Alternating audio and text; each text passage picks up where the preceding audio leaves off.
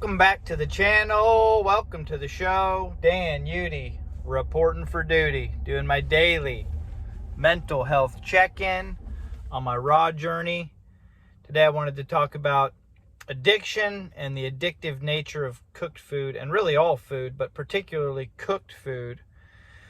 Because even though I'm relatively new along my journey of eating raw food, I've already identified just how much power cooked food used to have over me when I ate it, just because it used to supply me with so much comfort and pleasure, and I used it unknowingly, unconsciously or subconsciously, used it to escape a lot of turmoil that I was in that I wasn't even aware of. And I heard a quote months ago now, but it's can't even remember who said it, but they said, if you want to find out why you smoke cigarettes, stop smoking cigarettes. I think it was Wayne Dyer. I said, if you want to know why you're addicted to smoking cigarettes, stop smoking cigarettes, and you'll quickly find out why you're addicted. The cause, what's pushing you to continue to light up over and over and over again. So at 17 years old, I entered treatment for alcohol addiction. And right before that, I got a DUI, which is driving under the influence, and got into a really bad car accident, and I knocked out 3 of my front teeth. Those are all fake. These are implants, which is fine because they were actually kind of crooked before I knocked them out. But yeah, so that was my first up close and personal look at addiction. And I remember when I went into treatment for alcohol addiction, I did not think I had a problem with alcohol. Even after my DUI and my car accident and knocking my teeth out, I was completely oblivious to the fact that how much power alcohol had over my life at that point. And then since then, I'm very happy to report that I haven't actually had one drink of alcohol since that day, June 6th of 1999. But I have had addiction, a bunch of other problems with addiction. Most recently, I would say the food / cooked food. And just because I removed cooked food from my diet doesn't mean that I can't still lean on or use food in the same way I used to use or lean on cooked food. It's just harder. You know what I mean? It's a lot harder for me to overeat like apples than it is pizza. You know what I mean? Not to say you can't do it. I've done it. I have eaten, yesterday I had 5 apples. That wasn't overeating, but as an example, anyway. So back to the issue. So I've dealt with nicotine addiction, caffeine addiction to other things that we won't go into on this video because it might get flagged and shadow banned. But use your imagination. Long story long, it's just addiction, I guess, is when a behavior or a habit, particularly a habit that you've identified as bad, starts to adversely affect your life. You know what I mean? And it was really hard for me back before I had my DUI to identify how alcohol was adversely affecting my life. Just like, or similarly, it is difficult now for me to look back and see how cooked food was adversely affecting my life. But I had some health issues, and I had terrible digestion, and I had heartburn all the time, and I had excess weight that I didn't like. I was tired. I just didn't feel good. And again, the weird part, or the crazy part, I guess, is that I didn't know how bad I felt until I removed the cooked food from my diet, did my juice fast, which I just watched a video about how horrible juice fasting is. But again, probably by someone who's never done an extended juice fast. I've never met anybody that's actually done an extended juice fast that talks bad about it. Only people that have never done it, which is kind of, ironic to me. But it is what it is. I've done a 100-day juice fast, and I thought it was probably one of the most beneficial experiences for my life. If not physically, take all the physical stuff that I did, quite honestly feel like was very advantageous to my health. All that aside, just strictly the spiritual was way worth it, 10 times over worth it. But I digress. So back to what I was saying, which I'm not even exactly sure what it was. But I guess I was talking about how I didn't really think cooked foods or eating or food was a problem until I began to try to fix the problem and remove those cooked foods from my diet.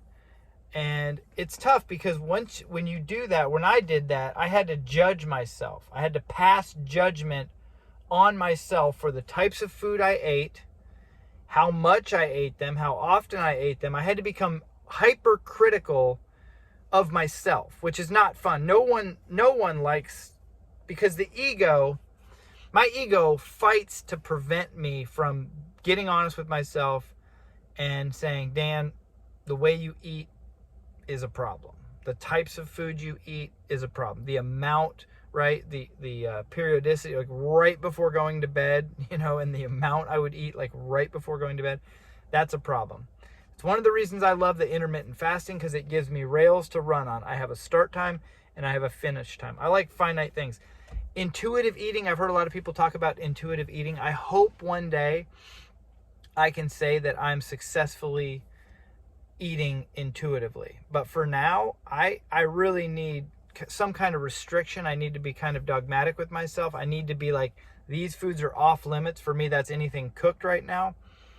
And these times are off limits. That's anything before 12 p.m. and after 6 p.m. So I give myself a 6-hour window, and I have certain types of food that I can eat, and I try to just be more mindful of it. Why? Well, because of my history. My past is not healthy, you know what I mean? And it's a great indication of changes I need to make now, you know what I mean? Because I've had such a checkered, painful past in terms of addiction, it gives me reflection on myself to say, these are some changes you need to make, and these are some ways that you can make them. I love these videos because they help me to be accountable. Not to say I'm not good at self-accountability, but it always is improved when I'm accountable to more people. And even though I have a small amount of people watching this, I have some people watching this. So there's some people that are, at least I'm telling on myself to somebody, and really to everyone and anyone who wants to watch this. I'm just being honest and open and waving to my neighbor and vulnerable about it, because again, I know it'll help somebody. That's one of the things I learned real quickly when I went into recovery or treatment, is other people's experience is so beneficial for me. I never would have gotten to the point where I'm able to be as critical of my own self and have such a level of self-awareness. And I'm not saying I have like this incredible amount of self-awareness, but I probably have more now than I've ever had in the past. And that's same with the discipline that I have in my life. But the hard part is to remain extremely non-judgmental of other people and non-critical of what other people are doing, what other people are eating, when other people are eating, and to just focus on myself. The other hard thing is when you have people in your life that are really close to you, like I do. Like I have a wife, I have children, I have my mom and dad that live with me. Yes, I still live with my mom and dad. I don't care what you think.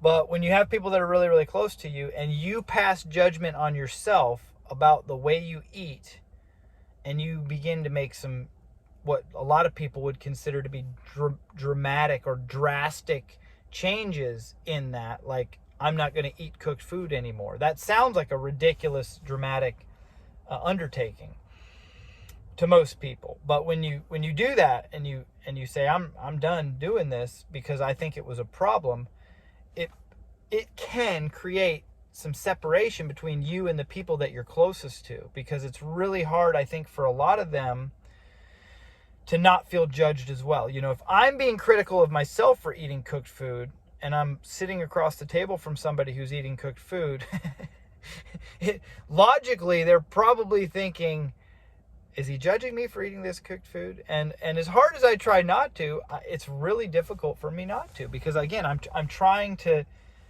be critical of myself and be judgmental, not in a bad way, but in a way of I'm trying to improve. I'm trying to continue to improve and not stay complacent. You know what I mean? I didn't get this far in my life to just go, I'm good. I'm not going to try to continue to improve my health at all. To me, there's no such thing as being too healthy. You know what I mean? There's just not. So if I can find a way to strive toward a better version of myself health-wise, and that's not just physical health, but emotional, psychological, for me, mental health is huge, but spiritual health, all these different facets, all for the better, all to the good. So this is my 10-minute rant. I guess it's almost 11 minutes now. Let me know what you think in the description below. I don't know. Cooked foods, is it really addictive? Can you be addicted to cooked foods? I feel like I was. I feel like cooked foods are so much easier for me to get addicted to than raw food. It's not impossible to get addicted to raw food. I can binge out on some dates and pecans or nut butter, and I can overdo it really, really easily. But it's so much easier for me to binge out on these foods that are literally scientifically designed and chemically altered to stimulate parts of my brain in very similar ways as to like hardcore drugs. You know what I mean? So while there's much more dangerous, harmful, and deadly addictions out there, like fentanyl. I don't know if you'd be addicted to fentanyl, probably, but like that's in all kinds of drugs right now. Heroin, obviously, alcohol, obviously, and the list goes on forever. But again, for me, the next level, I've removed caffeine, I've removed nicotine, I've removed alcohol and drugs, all mind-altering drugs. So the next level for me was to get a hold of my diet, you know what I mean, which I'm trying to do with raw food and intermittent fasting.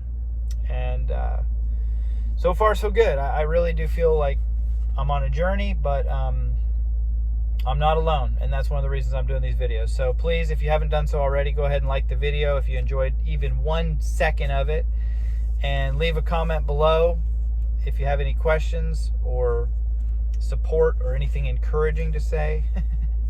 If you don't have anything encouraging to say, hey, put that in the comments below as well. And then, of course, if you haven't subscribed to the channel, thank you so much for watching, and I'll see you next time.